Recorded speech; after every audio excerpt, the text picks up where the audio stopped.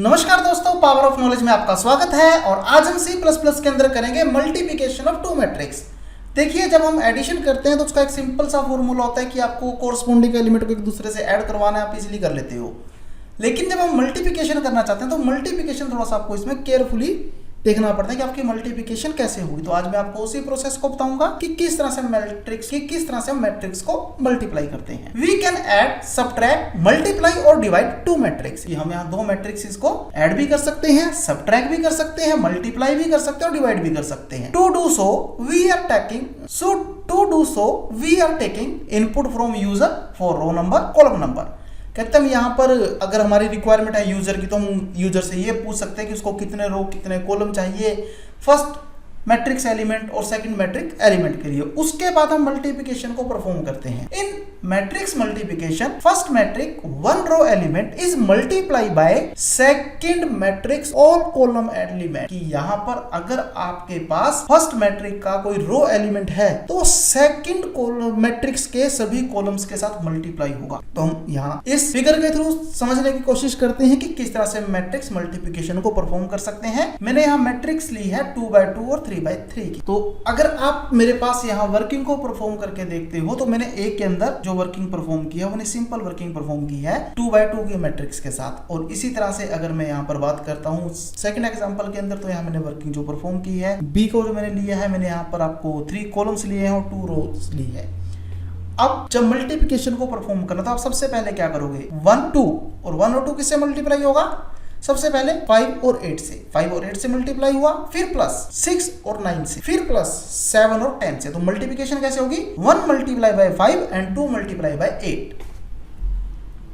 1 multiply by 5, 2 multiply by 8, फिर 1 multiply by 6 and 2 multiply by 9।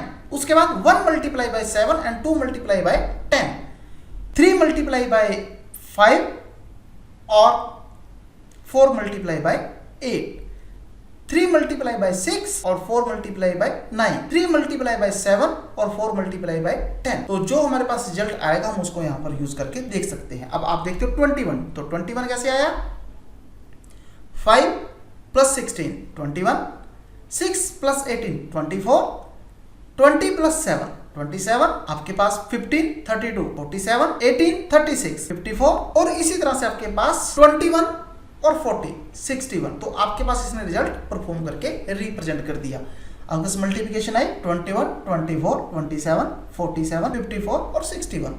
तो इसका लॉजिक क्या है, किस तरह से हम इन एडिशंस को परफॉर्म करते हैं मैं आपको वो बता दें। देखिए मैंने यहाँ पर क्या किया, एक लूप चलाई, आर रो के लिए रिप्रेजेंट कर रहा हूँ, सी में कॉलम्स के लिए रिप्रेजेंट कर रहा हूँ। क्योंकि मैंने आपको बोला था कि अगर यूजर की रिक्वायरमेंट है तो आप यहाँ पर उसके हिसाब से रो कॉलम ऐड करवा सकते हो। तो मैंने आई 0 से चलाया जब तक वो लेस देन है रो के, जे मैंने 0 से चलाया जब तक लेस देन है कॉलम के। मल्टीप्लिकेशन के अंदर मैं उसको 0 परफॉर्म कर चुका हूँ। ये मैंने जानबूझ के लूप के अंदर लिया है क्योंकि आपको हर बार एक नया रिजल्ट आएगा। तो जैसे मेरी 2 लूप्स परफॉर्म हुए, मैंने थर्ड लूप को लिया और वहां पर मैंने एक लूप ली के इसलिए क्योंकि मुझे कोरस्पोंडिंग एलिमेंट्स में काम करना है। तो multiplication IJ equal to multiplication IJ plus A I K multiply by B के जे, कि आपको इस तरह से वो एक दूसरे रो को कोरस्पोंड करती रहेगी और आपको रिजल्ट प्रोड्यूस करवाएगी। तो आइए हम इसको एक प्रैक्टिकल एग्जांपल में देख लेते हैं कि किस तरह से हम मल्टीप्लिकेशन करते हैं मैट्रिक्स की। तो ये मेरा C++ का एडिटर है। मैं यहां पर सबसे पहले 2 हेडर फाइल्स का यूज करता हूं, इंक्लूड iostream.h, include conio.h।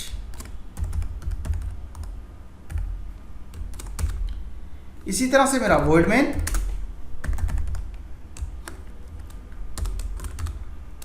अब आ जाती है आपकी रिक्वायरमेंट। तो मेरे पास सबसे पहले 2 एरे मुझे चाहिए। तो मैं साइज अपने हिसाब से यूज कर सकता हूं, मैं जितना भी यूज करना चाहता हूं। जैसे मैंने यहां किया 50 कि उसे 50 रो 50 कॉलम तक मैं सपोर्ट कर सकूं। और इसी तरह से अब अगर मैंने ए को लिमिटेशंस प्रोवाइड किया, मैं बी को भी लिमिटेशंस प्रोवाइड कर देता हूं सेम। इसी तरह से मैं यहाँ पर एक सी ले लेता हूं मल्टीप्लिकेशन के लिए और इसको भी मैं सेम वर्किंग प्रोवाइड करवा देता हूं। आई जे, आप लिमिट यूज करना चाहते हो या नहीं करना चाहते हो रोज के लिए और कॉलम के लिए। तो अगर करना चाहते हो मैंने आर रो के लिए ले लिया, सी मैंने कॉलम्स के लिए ले लिया। मैं क्लियर स्क्रीन करता हूं। अब मैं क्या करता हूं, यहां पर सी आउट कर देता हूं कि मुझे रो की लिमिट एंटर करवाए और कॉलम की लिमिट एंटर करवाए। एंटर रो लिमिट, सी इन कर दे आर के अंदर, सी आउट करे, एंटर कॉलम लिमिट, और इसको सी इन कर दे। इतनी वर्किंग आपकी परफॉर्म हो चुकी है। अब आप करते हो C out, enter first matrix.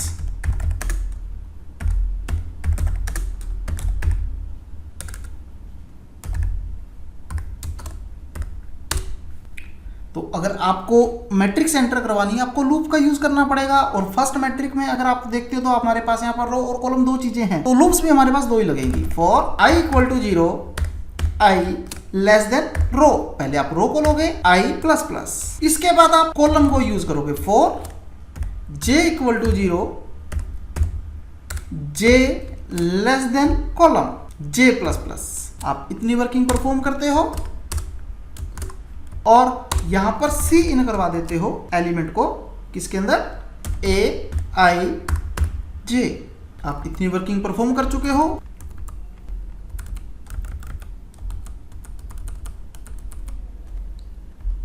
Control insert, किसी भी लोकेशन पे मैंने कर्सर रखा, शिफ्ट इंसर्ट, और इसको कर दिया a की बजाय b i j, और ये हो गई मेरी सेकंड मैट्रिक्स। जब मैं इतने वर्क को परफॉर्म करवा चुका हूं,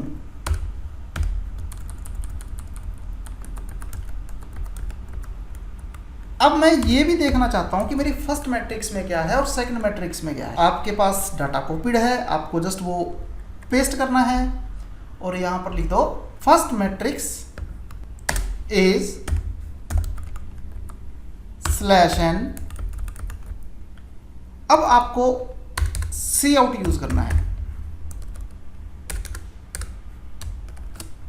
जो आपको डाटा को प्रिंट करके देगा, और यहां पर आपको टैब कैरेक्टर लगाना है कि वो एक एलिमेंट रिप्रेजेंट होते ही टैब प्रेस कर दे, और जैसे आपका पूरा कॉलम फिनिश हो तो वो एक लाइन ब्रेक भी दे दे।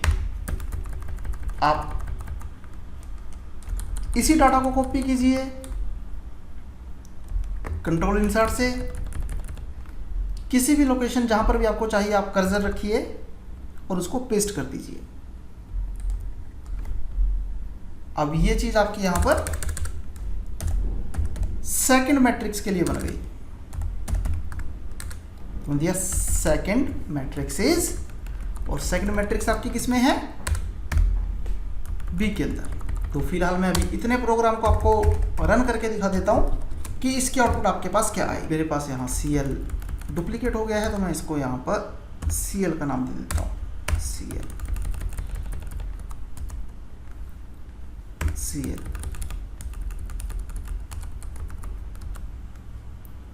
CL।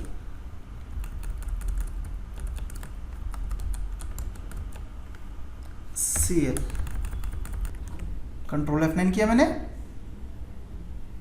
इसने रोल लिमिट पूछी मेरे से, मैंने कहा 2, कॉलम लिमिट 2, मैंने एलिमेंट डाला फर्स्ट का 1 2 3 4, सेकंड मैट्रिक्स 4 5 6 7। तो उसने मुझे यहाँ पर मैट्रिक्स रिप्रेजेंट करना शो कर दिया कि मेरी मैट्रिक्स ये है। अब मुझे रिजल्ट को प्रिंट करवाना है कि रिजल्ट क्या आएगा, किस तरह से आप उसको यूज करोगे तो आप उस वर्किंग को परफॉर्म करते हो। तो बेसिकली कुछ वर्किंग तो मेरी यहाँ सेम ही रहेगी। तो उस सेम वर्किंग के अंदर मैं यहाँ पर क्या काम करता हूँ,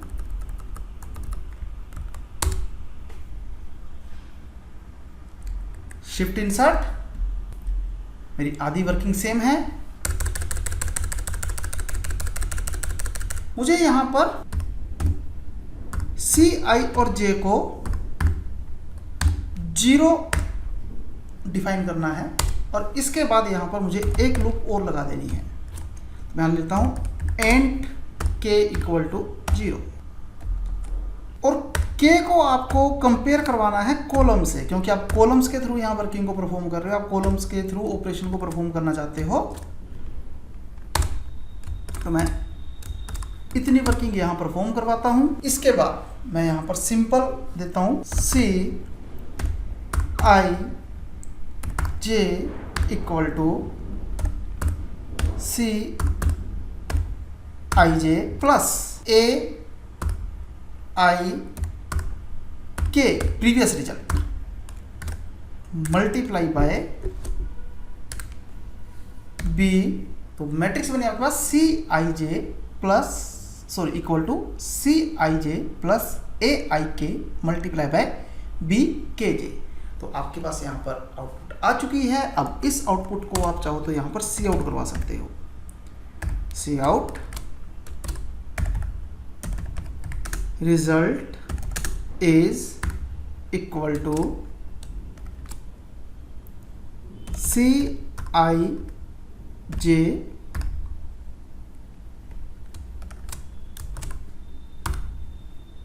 टैब करेक्टर। एक वर्किंग आप इसकी परफॉर्म करवा चुके हो कि आपको सिलेक्शन परफॉर्म करवाना है, और मैं इसको रन करता हूं।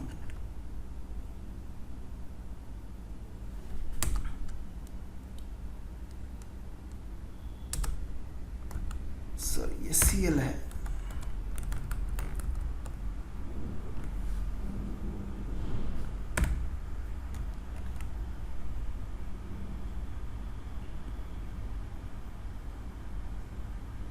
मैं यहाँ रो लिमिट डालता हूँ 2 की, कॉलम लिमिट भी मैंने डाली 2 की। फर्स्ट मैट्रिक 1 2,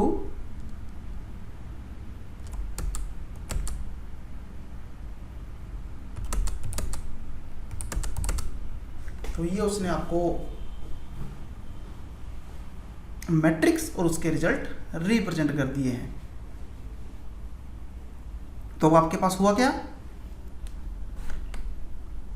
1 2 मल्टीप्लाई बाय 1 और 3, तो 1 इंटू 1 1, 3 इंटू 2 6, 1 प्लस 6 7। अब 1 2 को आप करोगे 2 और 4 से, 2 और 8 10।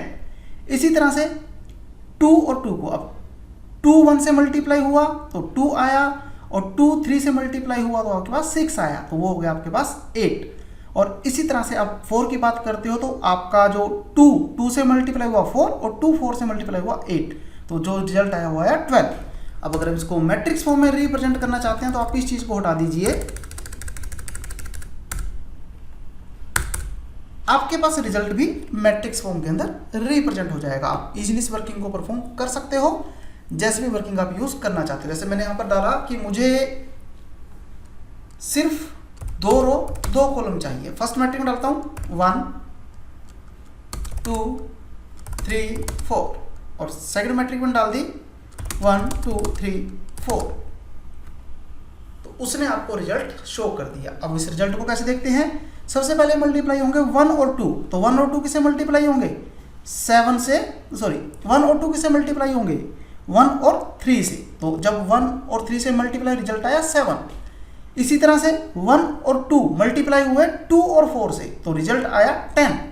अब 3 और 4 मल्टीप्लाई हुए आपके 1 और 3 से, तो जब 1 से मल्टीप्लाई हुआ 3, और जब आपका 4 मल्टीप्लाई हुआ उसके साथ 3 के साथ, तो वो होगा 12 और 3 15। इसी तरह से 3 और 4 मल्टीप्लाई हुए 2 और 4 से, तो 3 मल्टीप्लाई हुआ 2 से, तो रिजल्ट आया 6, और 4 मल्टीप्लाई हुआ 4 से रिजल्ट आया 16, तो 16 और 6 22। तो इस तरह से हम जो है मैट्रिक्स की मल्टीप्लिकेशन को परफॉर्म कर सकते हैं। तो मैं थोड़ा सा इस मैसेज को चेंज कर देता हूं, बाय मिस्टेक मेरा फर्स्ट मैट्रिक्स यहां पर आ रहा है, रिजल्ट इज, ताकि आपको ये और क्लियर हो जाए। यहां पर आपका आएगा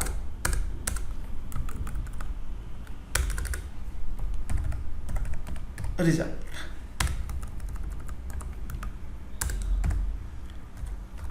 अब आपको प्रॉपर आउटपुट स्क्रीन आ जाएगी, आप उसको इजीली हैंडल कर सकते हो।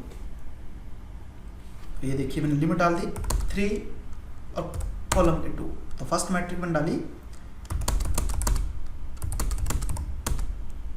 तो उसने 6 एलिमेंट डालने थे,